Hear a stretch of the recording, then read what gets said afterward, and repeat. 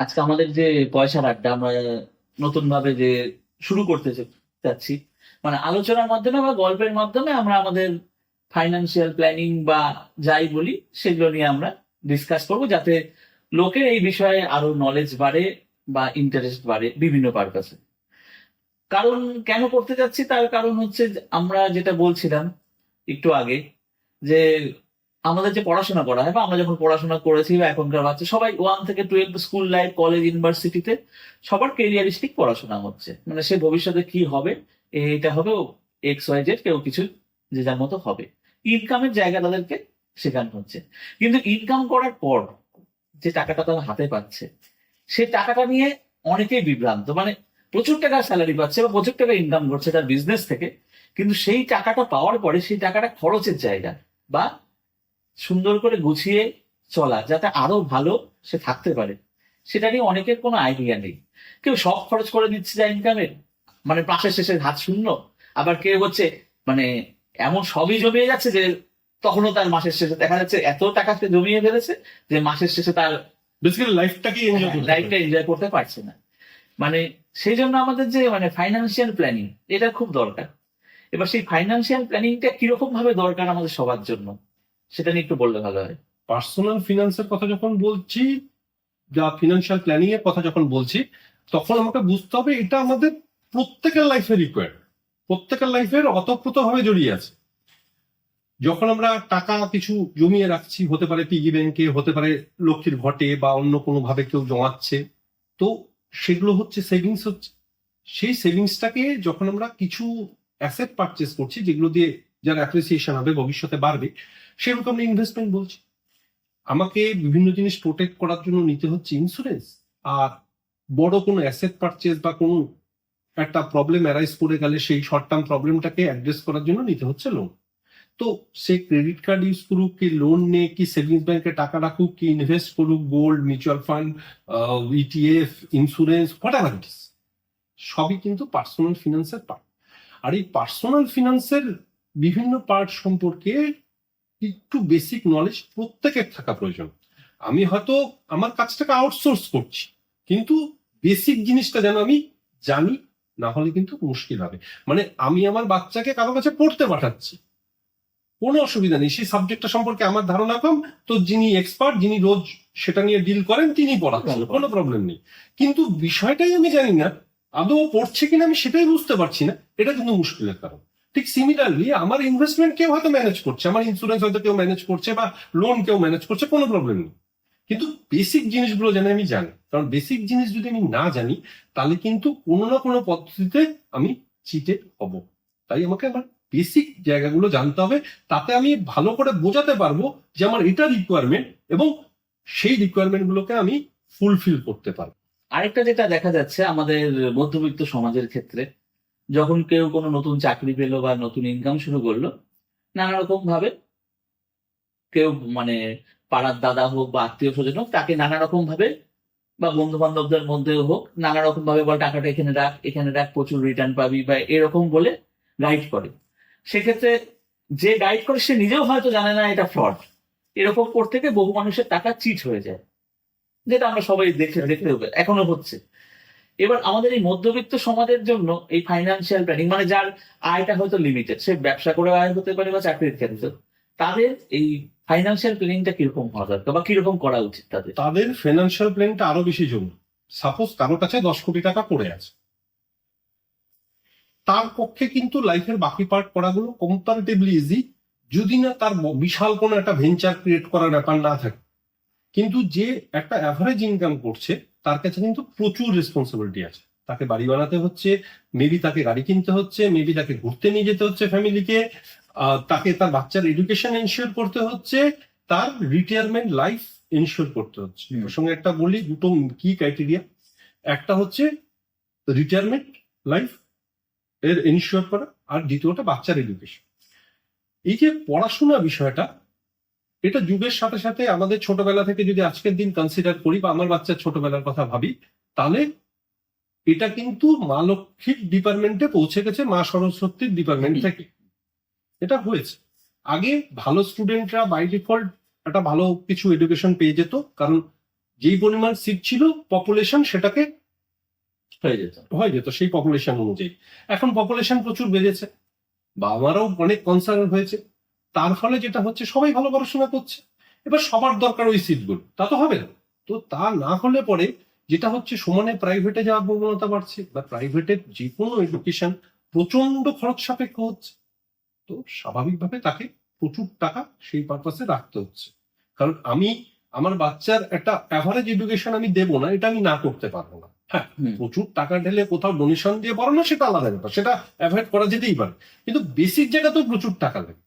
আমি যদি রিটায়ারমেন্টের কথা বলি, রিটায়ারমেন্টে গিয়ে দেখা যাচ্ছে due to medical advance technology এসছে, প্রচুর ধরনের ট্রিটমেন্ট হচ্ছে, লোকে কিন্তু নর্মালি বহুদিন বাঁচছে।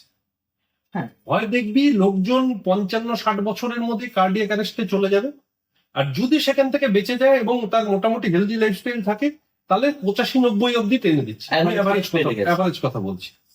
এই বেশি দিন বাঁচাটা যেমন ভালো, খুব আনন্দের বিষয়, তেমন যার কাছে টাকা আছে তার জন্য এটা ভালো, যার কাছে টাকা নেই তার কাছে কিন্তু এটা অভিশাপের সমান। অতএব সেই পর্যন্ত আমাকে টাকা রাখতে হচ্ছে। নর্মালি কি হয়, চাকরি বাকরি পেয়ে ইনিশিয়াল একটা রিকোয়ারমেন্ট থাকে, একটা নিজের বাড়ি বানানো, বিয়ে করা, বাকি জিনিসপত্র থাকে, এগুলো করতে করতে একটা লোকের 40-42 বছর বয়স হয়েছে।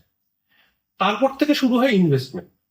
অর্থাৎ আমি যদি ধরি 15-17 বছরের একটা ইনভেস্টমেন্ট হয়, সেটা দিয়ে তাকে চালাতে হবে পরবর্তী 25-30 বছর।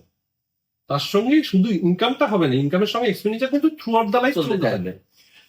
তো এই ধরনের যে ব্যাপারগুলো রয়েছে, লং লাইফ, ইনকামের টাইম কম, ইনকাম লাগবে, ইনভেস্টমেন্ট লাগবে, এগুলো সবই দরকারি হয়ে পড়ছে। ম্যারেজ গুলো যেগুলো কম দামে ছিল, মানে কম টাকায় হয়ে যেত, সেক্ষেত্রে অনেক বেড়ে গেছে। ডাউরি সিস্টেম হয়তো চলে গেছে, কিন্তু নর্মাল এক্সপেন্ডিচার প্রচুর বেড়ে গেছে, সে ক্যাটারিং এর এক্সপেন্সেস হোক, গোল্ড জুয়েলারি এক্সপেন্সেস হোক, বিভিন্ন জায়গার এখন প্রি ওয়েডিং পোস্ট ওয়েডিং, আমি যদি সব যোগাযোগ করি তাহলে কিন্তু একটা বিরাট পরিমাণ খরচ দাঁড়িয়ে গেছে। তো সেই খরচটা তাকে মেট আপ করতে হচ্ছে, যদি তার বাড়িতে ভবিষ্যতে কারো বিয়ে দেওয়ার ব্যাপার থাকে। অনেকে বাইরের লোকেশনে মাইগ্রেট করছে চাকরির সূত্রে, তাহলে সেই লোকেশনে তো তার বাড়ি নেই, অ্যানসেস্ট্রাল প্রপার্টিটা তো তার পুরনো লোকেশনে আছে, দেখা যাচ্ছে সেখানেও তাকে একটা ফ্ল্যাট বা বাড়ি কিনতে হচ্ছে বা বানাতে হচ্ছে। তো বিভিন্ন পারপাসে বিভিন্ন ভাবে তার একটা প্রচুর টাকার দরকার পড়ছে। এবার ইনকাম যেখানে লিমিটেড, সেখানে যদি আমার প্রচুর টাকার দরকার পড়ে, তাহলে আমার কাছে দুটোই উপায় আছে, হয় আমাকে এক্সপেন্ডিচার কমাতে হবে, না হলে আমাকে ইনকাম বাড়াতে হবে। আর যেটুকু থাকবে সেটাকে আমাকে প্রুডেন্ট ওয়েতে ম্যানেজ করতে হবে। আমি যদি সেটা প্রপারলি ম্যানেজ না করতে পারি তাহলে কিন্তু খুব বাজে ব্যাপার হয়ে যায়। মানুষের সব থেকে বড় প্রবলেম হয় ভুল ডিসিশন। কোনো ইনভেস্টমেন্টে লোকে ডোবে না, কোনো কিছুতে লোকে ডোবে না, লোকে ডোবে ভুল ডিসিশন। সে হতে পারে কোনো মানুষকে সিলেক্ট করা হোক, যে আমি একটা ভুল লোকের সঙ্গে বন্ধুত্ব করে ফেলেছি, ভুল লোক লাইফ পার্টনার হয়ে গেছে, বহু কিছু হতে পারে। আমার ভুল ডিসিশনে আমার টাকা যায়, কারণ আমাকে যখন কোনো টাকা ইনভেস্ট করতে হবে বা কারোর সঙ্গে ডিল করতে হবে, ইট কুড বি এনিথিং, দুটো জিনিস লাগে। এই বিষয়ে একদম ক্রিস্টাল ক্লিয়ার একটা পিকচার, ইন্টেনশন এন্ড নলেজ। কোন লোকের নলেজ প্রচুর, ইন্টেনশন খারাপ, ওর দিনের শেষে আমাকে ডোবাবে। কোন লোকের ইন্টেনশন খুব ভালো, নলেজ বলে কিছু নেই, ও আমার যত উপকার করারই চেষ্টা করুক, ও তো আরো থেকে শুনে করবে, কারণ ওর নিজের তো নলেজ নেই, তো আলটিমেটলি আমাকে ডোবাবে। তো আমাকে এই দুটোর মধ্যে একটা ব্যালেন্স মেনটেন করতে হবে, যাতে আমি এরকম লোকের সঙ্গে থাকতে পারি বা এরকম লোকের থেকে গাইডেন্স নিতে পারি যার কাছে ইন্টেনশন এবং নলেজ দুটোই রয়েছে। তো এটাকে মেনটেন করে একটা মিডিল ক্লাসের সেই হিসাবে প্ল্যানিং করতে হবে। টাকা লিমিটেড, যেটা প্রথমেই বললাম, প্রথম কাজ তাকে জট ডাউন করে নিতে হবে আমার এক্সপেন্ডিচার কি কি আছে, যেগুলো অ্যাভয়েডেবল এক্সপেন্সেস সেগুলো দিতে হবে। এখন প্রচুর অ্যাপ চলে এসছে, দেখবি যেগুলো তো মান্থলি টাকা লাগে, লোকের মনে হয় যে 200 টাকা 500 টাকা 600 টাকা লাগে, কোনো অসুবিধা নেই, যোগ করলে দেখা যাবে সেটা মিলিয়ে মাসে 5,000 টাকা। আমি নেটফ্লিক্সের সাবস্ক্রিপশন নিয়েছি, এটা নিয়েছি, প্রাইম নিয়েছি, বিভিন্ন জায়গা থেকে বিভিন্ন রকম সাবস্ক্রিপশন, নিউজ চ্যানেলের সাবস্ক্রিপশন, এই সাবস্ক্রিপশনই প্রচুর টাকা বেরিয়ে চলে যায়। তো এই জায়গাগুলোকে অ্যাভয়েড কর, যেটা আমার নেসেসারি, যেটা আমার দরকার সেটা আমি রাখবো, বাকিটা আমি কার্টেল করবো, সেইভাবে আমরা এগোতে পারি। আচ্ছা, আরেকটা যেটা আমাদের term savings and investment. Savings হচ্ছে আমরা টাকা জমাচ্ছি, সে ব্যাংকে হোক, পোস্ট অফিসে হোক, বা যে যার মতো করে, বা ছোটবেলায় আমরা ভাড়ে টাকা কয়েন পয়সা ফেলতাম। এবার কিন্তু টাকাটা সেখানে, হ্যাঁ টাকাটা জমাচ্ছি, টাকাটা থাকছে, সেই পরিমাণে টাকা বাড়ছে না। টাকা বাড়াতে গেলে আমাদের যেটা করতে হয় ইনভেস্টমেন্ট, যেটা আমাদের এখন প্রচুর প্রচলিত টার্ম একটা আমাদের সবার কাছে। এই ইনভেস্টমেন্টটা কি কিভাবে করা যেতে পারে? ইনভেস্টমেন্ট বলতে গেলে প্রথমে আমি বলবো যে টাকা সরিয়ে রাখার কথাটা বলছিস, that is call savings. Savings দিয়ে যখন আমি কোনো অ্যাসেট পারচেস করছি যেটা over a period of time grow করবে বা যার ভ্যালু বাড়বে, সেটাকে আমি বলছি ইনভেস্টমেন্ট। এবার কতটা গেলে আমি ইনভেস্টমেন্ট করবো, আমাকে দেখতে হবে রিয়াল রিটার্ন কতটা। রিয়াল রিটার্ন সম্পর্কে একটু বলে রাখি, অ্যাকচুয়ালি যেটা স্টেটেড রিটার্ন, তার থেকে যদি আমি ইনফ্লেশন, অর্থাৎ বছর বছর জিনিসপত্রের দাম যা বাড়ে, বছরে বছর বা সময়ের সাথে সাথে জিনিসপত্রের যা দাম বাড়ে, সেই ইনফ্লেশন এবং ট্যাক্স, এই দুটোকে যদি বাদ দিই তাহলে আমি পাবো রিয়াল রিটার্ন। হ্যাঁ। এক্সাম্পল হিসেবে বলি, আমি 6% হারে একটা 1,00,000 টাকার এফডি করেছি, 6,000 টাকার ইন্টারেস্ট এসছে, আমি সেখান থেকে আমার ট্যাক্স কেটেছে, সাপোজ 10% ট্যাক্স ব্র্যাকেটে পড়লে 60 পয়সা ট্যাক্স হয়েছে, তাহলে আমার 5 টাকা 40 পয়সা রিটার্ন এসছে, মানে 5,400 টাকা রিটার্ন এসছে। 5,400 টাকার উপরে আমি দেখলাম ওই সময় ইনফ্লেশন ছিল 4%, তাহলে আমার অ্যাকচুয়াল রিটার্ন কত আসবে? 1,400 টাকা। যদি ইনফ্লেশনের থেকে বেশি হয় তাহলে কমে যাবে। তাহলে আমার বেসিক্যালি হতে পারে যে আমার নেগেটিভ রিটার্ন হয়ে যেতে পারে। তো আমি যখন ইনভেস্ট করছি তখন আমাকে দেখতে হবে আমার রিয়াল রিটার্ন কতটা, আর সেই ইনস্ট্রুমেন্টটা কতটা রিস্ক বিয়ার করে। হতে পারে রিটার্ন প্রচুর, কিন্তু টাকা ডুবে যাওয়ারও সেই শতখানি সম্ভাবনা, তাহলে আমাকে সেটাও বুঝে নিতে হবে। রিস্ক এবং রিটার্ন এই দুটোর উপরেই বেস করে ডিসিশন নিতে হবে আমি কি কি ধরনের ইনভেস্টমেন্টে যাব। তো ইনভেস্টমেন্টের যেটা আমি আরেকবার রিপিট করে দিচ্ছি, ইনভেস্টমেন্ট যদি মাথায় রাখতে চাস আমাকে বুঝতে হবে সেটা যেন সময়ের সাথে সাথে বাড়ে এবং ইনফ্লেশন এবং ট্যাক্স পেমেন্ট করার পরেও আমার যেন টাকার ভ্যালু বাড়ে। আমার যদি টাকাকে আমি না বাড়াতে পারি তাহলে আমি সেটাকে ইনভেস্টমেন্ট হিসেবে কনসিডার করবো না। আমি যদি সেভিংসে 1,00,000 টাকা ফেলে রাখলাম, আমার মনে হলো যে আমি টাকা বাঁচিয়েছি, সেটা বাঁচিয়েছি, ইনভেস্ট করিনি। কিন্তু ইনভেস্টমেন্ট যখন হবে তখন সেটা আমাকে বেশি রিটার্ন দেবে।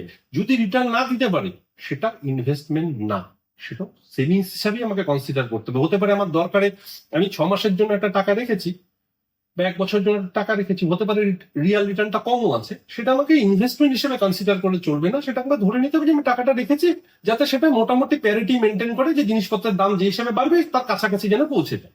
কিন্তু প্রপার ওয়েলথ ক্রিয়েশন পারপাসে যে ইনভেস্টমেন্ট সেটা কিন্তু সেগুলো হবে, সেটা বুঝে করতে হবে। আরেকটা জিনিস মানে এর মধ্যে মানে এই টাকা পয়সার ব্যাপারে যে টার্ম গুলো আমাদের কমন কিছু টার্ম চলে আসে বা যে জিনিসগুলো দেখতে পাই, আমরা যখন নতুন কেউ ইনকাম করে বা চাকরি পাই, তার পরবর্তীতে তাদের বন্ধু বান্ধব বা আত্মীয় স্বজনদের মধ্যে ইন্স্যুরেন্স এজেন্ট আমাদের সবারই আছে পরিচিতদের মধ্যে, তারা আমাদের কাছে আসে, তারা নানা রকম ইন্স্যুরেন্স প্ল্যান আমাদেরকে বোঝায়, সেই হিসাবে অনেকে করে, কেউ করে না, সেটা তাদের ব্যাপার। এই ইন্স্যুরেন্সটা আমাদেরকে কতটা জরুরি আমাদের ক্ষেত্রে, বা ইন্স্যুরেন্সকে কি আমরা ইনভেস্টমেন্ট বলতে পারি? ইন্স্যুরেন্স আর ইনভেস্টমেন্ট টোটালি আলাদা, এটা প্রথম এক লাইনে শেষ। এবার ইন্স্যুরেন্স যেটা করছি, ইন্স্যুরেন্স খুব রিকোয়ার্ড জিনিস। কাদের জন্য? একজন লোক ইনকাম করছে, তার পরিবার তার উপরে ডিপেন্ড করে আছে, তার ইনকাম দিয়ে পরিবারটা চলে, অথবা তার একটা বড় অ্যামাউন্টের লোন আছে, তাকে একটা টার্ম প্ল্যান নিয়ে রাখতেই হবে, কারণ না হলে তার ফ্যামিলি শেষ হয়ে যাবে। তাহলে টার্ম প্ল্যানটা জরুরি। এবার তার হেলথ হ্যাজার্ড, আমরা জানি না কার কবে শরীর খারাপ হবে বা কে অ্যাক্সিডেন্ট হবে, কার কি হবে, তো সেজন্য আমাকে একটা মেডিক্লেমও নিয়ে রাখতে হবে। এই ইন্স্যুরেন্স গুলো কিন্তু একদম জরুরি টাইপের ইন্স্যুরেন্স, দরকারি ইন্স্যুরেন্স। কিন্তু ইন্স্যুরেন্সের মাধ্যমে টাকা জমিয়ে যেগুলোর সঙ্গে সেভিংস প্ল্যান থাকে ওর সঙ্গে অ্যাটাচ হয়ে আমি সেই টাকা আমি প্রচুর ওয়েলথ ক্রিয়েট করবো, এটা হবে না। ইউলিপ ভালো রিটার্ন দিতে পারে over a period of time. Long টার্মের জন্য যদি ইউলিপে টাকা রাখি, যেটা স্টক মার্কেটে খাটছে বা আদার্স বন্ড মার্কেটে খাটছে, হতে পারে ভালো রিটার্ন দিবে। কিন্তু রিটার্ন আর ইন্স্যুরেন্স মানে ইনভেস্টমেন্ট আর ইন্স্যুরেন্স এই দুটোকে আমাকে আলাদা করেই কনসিডার করতে হবে, আলাদা করেই ভাবতে হবে। মানে আমার রিটায়ারমেন্টের জন্য একটা ইন্স্যুরেন্স, আমার ছেলের বিয়ের জন্য ইন্স্যুরেন্স, আমার বাচ্চার এডুকেশনের জন্য ইন্স্যুরেন্স, এরকম ভাবে হয় না। আমাকে insurance is insurance, investment is investment, এই দুটোকে আলাদা করেই কনসিডার করতে হবে। তাহলে ইন্স্যুরেন্স ব্যাপারটা আমাদের একটা, আমরা জানি কম বেশি, তাও একটা পরিষ্কার আইডিয়া থাকার, কারণ বহু মানুষ ভুল করে ইন্স্যুরেন্স মানে ইনভেস্টমেন্ট করে বসে থাকে। দুটো একেবারেই আলাদা। আচ্ছা, আরেকটা জিনিস যেটা হচ্ছে লোন, এটা খুব কমন আজকালকার দিনে, মানে প্রচুর লোকের লোন, প্রচুর মানে আমার পরিচিত প্রায় সবারই নানা রকম ভাবে নানা রকম loan, house building loan, car loan, personal loan, নানা রকম লোন আছে। এই লোনের প্রয়োজনীয়তা বা লোনের গুরুত্বটা কি আছে আমাদের ক্ষেত্রে? ইন্ডিয়া তো ইমার্জিং ইকোনমি, অর্থাৎ এক্ষেত্রে লোকের লাইফস্টাইল আরো উন্নত হবে, এটাই ধরে নেওয়া যেতে পারে। এবার উন্নত লাইফস্টাইল আসতে গেলে লোন নিতে হবে, লোন ছাড়া মিডিল ক্লাসের পক্ষে কোনো বড় অ্যাসেট পারচেস করা সম্ভব না, এটা একদম বাস্তব। কিন্তু লোন যখন আমি অ্যাসেট পারচেস করার জন্য নিচ্ছি, ইট ইজ ফাইন যদি সেটা ভায়াবল অ্যাসেটস হয়। কিন্তু লোন নেমে ঘুরতে চলে গেল। যেমন মিন্টের রিসেন্ট একটা ডেটা আছে, লাস্ট 1 বছরে মোটামুটি 27% লোক পার্সোনাল লোন নিয়ে যারা নিয়েছিল তাদের মধ্যে 27% টাকাটা নিয়ে ঘুরতে চলে গেছে। কারণ ঘুরতে গিয়ে যদি আমি পার্সোনাল লোন নেই বা ঘুরতে যাওয়ার জন্য, তাহলে সেটা কোনো মানে হয় না। তো আমাকে দেখতে হবে কি পারপাসে লোন নিচ্ছে। একটা লোক যার ইএমআই দেওয়ার ক্যাপাসিটি আছে সাপোজ 30,000, সে একটা 40 লাখসের ফ্ল্যাট নিচ্ছে বা 50 লাখসের ফ্ল্যাট নিচ্ছে, ফাইন। এখন যার ইএমআই ক্যাপাসিটি 30,000, সে এমন একটা প্রপার্টি পারচেস করছে যার ইএমআই গিয়ে দাঁড়িয়ে যাচ্ছে হয়তো মান্থলি 80,000, 70,000, তার তো সংসার ডিসব্যালেন্স হয়ে যাবে। কেউ যখন গাড়ি কিনছে তার ক্যাপাসিটি আছে গাড়ি কেনার 6 লাখ, 8 লাখ, 10 লাখের গাড়ি, সে কিনে ফেলছে 20 লাখ, 25 লাখের গাড়ি, তার ফ্যামিলির তো প্রবলেম হবে এবং এটা মিসইউজ অফ মানি। তো নিজের পরিস্থিতি অনুযায়ী লোন নিতে হবে, নিজের হিসাব অনুযায়ী লোন নিতে হবে। আরেকজন কি কিনছে, আরেকজনের কি লাইফস্টাইল, আরেকজন কিরকম বাড়ি বানিয়েছে, এগুলোকে দেখে করতে গেলেই বিপদ হবে। এবং লোন কিন্তু একটা ট্র্যাপ। প্রথমে কেউ একটা লোন নেয়, ভালো লোন নেয় যেটা ব্যাংকের থেকে ঠিকঠাক ইন্টারেস্টে, যখন সেটাকে শোধ করতে পারে না, অবস্থা খারাপ হয়, তখন সে এনবিএফসি থেকে গিয়ে আরেকটা লোন নেয় যেটা তুলনামূলক হায়ার ইন্টারেস্টে। তার পরবর্তীতে দেখা যায় লোকাল মার্কেটে লোন, কলিগদের কাছে লোন, বন্ধু বান্ধবের কাছে লোন। ফাইনালি সে লোন তোলে নিজের ইন্টারেস্ট সার্ভিস করার জন্য, মানে সামনের মাসে আমার যে ইএমআইটা আসবে এটার জন্য আমি লোন নিয়েছি। তো লোন খুব সাংঘাতিক জিনিস, আবার খুব কাজের জিনিস। তো আমাকে বুঝে আমার পরিস্থিতি বিচার করে সেই অনুযায়ী যেটা ভায়াবল লোন হবে সেটা নেওয়াটা দরকার। এরকম না যে আমি খুব সহজে যে লোন নিয়ে পাচ্ছি আমি সঙ্গে সঙ্গে লোনটা নিয়ে নিচ্ছি, দরকার থাকুক না থাকুক, আমাকে বলেছে লোনটা আমি নিয়ে রাখি না, কিছু একটা করা যাবে, এরকম ভাবে লোন নেওয়ার কোনো মানে হয় না। পরিস্থিতি বুঝে হিসাব করে সে অনুযায়ী, যেরকম ইনভেস্টমেন্টের ক্ষেত্রে পুরো প্ল্যানিং করে একটা ডিসিশন নিতে হবে, ঠিক তেমনি লোনের ক্ষেত্রেও একটা প্ল্যানিং করে আমাকে ডিসিশনটা নিতে হবে। তাহলে এই যে আমরা এতক্ষণ যে কথাগুলো বললাম বা আলোচনা করলাম বা শুনলাম, যে সেভিংস, ইনভেস্টমেন্ট, লোন, ইন্স্যুরেন্স বা এই যে টার্মগুলো বা এগুলা নিয়ে আমাদের কম বেশি বেসিক আইডিয়া অনেকেরই আছে, কারণ নেই। তাহলে সবকিছু মিলে আমাদের ফাইন্যান্সিয়াল প্ল্যানিংটা কিরকম হওয়া উচিত? ফাইন্যান্সিয়াল প্ল্যানিং দেখ, একটা কথা বলি, সেটা হচ্ছে প্রত্যেকটা লোকের পরিস্থিতি তো সমান না। কারো দেখা যায় বাবা প্রচুর টাকা জমিয়ে রেখেছে, কেউ শ্বশুর বাড়ির প্রচুর প্রপার্টি পায়, কারো হাজবেন্ড ওয়াইফ চাকরি করে, কারো ক্ষেত্রে একজন সোল আর্নার আগের জেনারেশন কিছু রেখে যায়নি, তাকেই পুরোটা বানাতে হয়। তো সিচুয়েশন সবার সমান না। ভগবান আমাদের পৃথিবীতে সবাইকে সমান জায়গা দিয়ে পাঠান। তো সবার যখন পরিস্থিতি সমান না, তাহলে সবার ফিনান্সিয়াল প্ল্যানিংও সমান না। আমার যেটা পরিস্থিতি আমাকে তো সেই হিসাবে চলতে হবে। আমি তো আমার একজন বন্ধু বা আমার একজন কলিগকে কপি করতে পারি না। তো আমার লাইফস্টাইল আমার হয়, তো আমাকে সেই অনুযায়ী ফিনান্সিয়াল প্ল্যানিং করতে হবে, সেই হিসাবে গোল সেট করতে হবে, গোলগুলো রিয়ালিস্টিক হতে হবে। আমি খুব বড় বড় গোল সেট করলাম লাইফে, যে অনুযায়ী আমার ইনকামিং, তারপরে সেই গোল যখন অ্যাচিভ হবে না তখন তোমার খারাপ লাগবে। তো আমাকে সেই জায়গাটাকে মেনটেন করতে হবে যে গোলটা রিয়ালিস্টিক হতে হবে। একবার যখন আমি সেট করে ফেলবো, তখন আমি রোজ সকালবেলা সেটাকে চেঞ্জ করতে বসবো না। সেট করার জন্য আমি অনেকটা টাইম নিতে পারি, প্ল্যানিং করে ভাবনা চিন্তা করে করতে পারি, তারপরে আমাকে কিন্তু সেটা নিয়ে চলতে হবে। আমি ফিনান্সিয়াল প্ল্যানিং করলাম, প্রচুর ইনভেস্টমেন্ট সব শুরু করলাম, 6 মাস বাদে কি আমার পরিস্থিতি আবার খারাপ হয়ে গেল, মনে হলো না এবার তো অসুবিধা হয়ে যাচ্ছে, তাহলে আমি ইনভেস্টমেন্ট বন্ধ করে দিলাম, এভাবে আমাকে যেটা করতে হবে সেটার মধ্যে স্টিক করে থাকতে হবে এবং সেটাকে এক্সিকিউশন করতে হবে। বেশিরভাগ লোকের যেটা হয় প্ল্যানিং তো হয়ে যায়, সেটা এক্সিকিউশন হয় না। তো সেই জায়গাটাকে এনশিওর করতে হবে যাতে প্রপার প্ল্যানিং হয়, প্রপার এক্সিকিউশন হয় এবং সেই অনুযায়ী গোলগুলো অ্যাচিভ করতে হয়। আমাকে এমন করলেও চলবে না যে আমি আমার সব টাকা খরচা করে ফেলেছি, ভবিষ্যতের জন্য কিছু রাখিনি। আবার ভবিষ্যতের জন্য রাখতে গিয়ে এটা হয়নি যে আমার বর্তমান লাইফটাকে আমি হেল্প করে ফেলেছি। কারণ আমি জানি না যে আমি 60 বছরের উদ্দেশ্যে যে টাকা জমাচ্ছি, 60 বছর বয়সে গিয়ে আমার চলাফেরার শক্তি থাকবে কিনা, আমি এত থাকবো কিনা সেটাও জানি না। তো যখন আমি ফিউচারটা জানি না, তাহলে আমাকে বর্তমানটাকে এনজয় করতে হবে। আবার এরকমও না হয় যখন ফিউচারটা অ্যাকচুয়ালি সামনে এসে দাঁড়িয়েছে, সেদিন তো পাস্ট যেটাতে আমি এনজয় করে ফেলেছিলাম, তখন আমি কিছু নেই, তাহলে তো আমি হ্যান্ডেল করতে পারবো না। তো এই জায়গাটার মধ্যে একটা প্যারিটি মেনটেন করতে হবে। টাকা পয়সা হিসাব করে রাখতে হবে, হিসাব করে খরচা করতে হবে, ডেট ট্র্যাপে পড়া যাবে না, প্রপার ইন্স্যুরেন্স নিয়ে রাখতে হবে যাতে কোনো আপদ বিপদ হলে পরে আমার ইনভেস্টমেন্টটা প্রোটেক্টেড থাকে বা ফ্যামিলি বেঁচে যায়, সেটা করে রাখতে হবে। সেই হিসেবে স্টেপ বাই স্টেপ এগোতে হবে। আচ্ছা, আমাদের আজকের এই আড্ডার মূল বিষয় ছিল এটাই, মানে কমন যে জিনিসগুলো যাতে লোক সচেতন হয়, কারণ সচেতনতার খুব অভাব পয়সা কড়ির ব্যাপারে দেখা যায়। একদম। তারপরে যারা নিজেরাই প্রতারিত হয়, নিজেদের পরে বুঝতে পারে, প্রতারণা হওয়ার পরে বুঝতে পারে তার টাকাগুলো নষ্ট হলো বা হুম। জলে গেল। এবার সেই জন্য আমাদের এই আড্ডার শুরু। একদম। পরবর্তী ভিডিওগুলোতে আমরা বিভিন্ন বিষয় নিয়ে আরো ডিটেলসে আলোচনা আলোচনা করব। বিষয় করবো। হয়ে একটা যাবে। জিনিস বলে রাখি, যারা এই ভিডিওটা ইন ফিউচার দেখবে তারা যদি মনে করে যে কোনো একটা বিষয় নিয়ে একটা আলোচনা হওয়া দরকার, হ্যাঁ। সে কোনো ব্যাংকিং এর প্রসেস হতে পারে, সে ইন্স্যুরেন্সের হতে পারে, এনিথিং, কোনো যায় আসে না, ফিনান্সিয়াল মার্কেটে যা কিছু হতে পারে, যদি মনে হয় আমি সেটা জানতে চাচ্ছি, সেটা আমাদের কমেন্টে, ভিডিওর যেগুলো জায়গায় পোস্ট হবে কমেন্টে দিয়ে দিতে পারে। আমরা চেষ্টা করব সেই একদম। বিষয়গুলোর উপরও ভিডিও নিয়ে আসা, যাতে বিষয়গুলো সম্পর্কে প্রত্যেকের ধারণাটা ক্লিয়ার। মানে পয়সা কড়ি সংক্রান্ত যত বিষয় আছে হ্যাঁ। সেই বিষয় নিয়ে আমরা ফিনান্স অ্যান্ড ফিনান্স রিলেটেড যা কিছু হতে পারে, এডুকেশন লোন থেকে শুরু করে যে কোনো ধরনের লোন, যে কোনো ধরনের ইন্স্যুরেন্স, যে কোনো ধরনের ইনভেস্টমেন্ট, ব্যাংকিং প্রসেস, যা কিছু হতে পারে, ফিনান্সিয়াল ওয়ার্ল্ডে যা একটা লোক ইন্টারাক্ট করে, যদি তার কোনো বিষয়ে কোনো ডাউট থাকে, মনে হয় না এটার উপর একটা বিস্তারিত আলোচনা পেলে আমার লাইফে সুবিধে হবে, পোস্ট করতে পারে। আমরা চেষ্টা করব আলোচনার মাধ্যমে তাকে যতটা সম্ভব হেল্প করা। হ্যাঁ। কারণ এটা কোনো স্পন্সরের ভিডিও না বা কোনো প্রোডাক্ট প্রমোট করারও ভিডিও না, এটা সাধারণ লোকের আচ্ছা। ফিনান্সিয়াল লিটারেসিটা বাড়ানোর ভিডিও। একদম।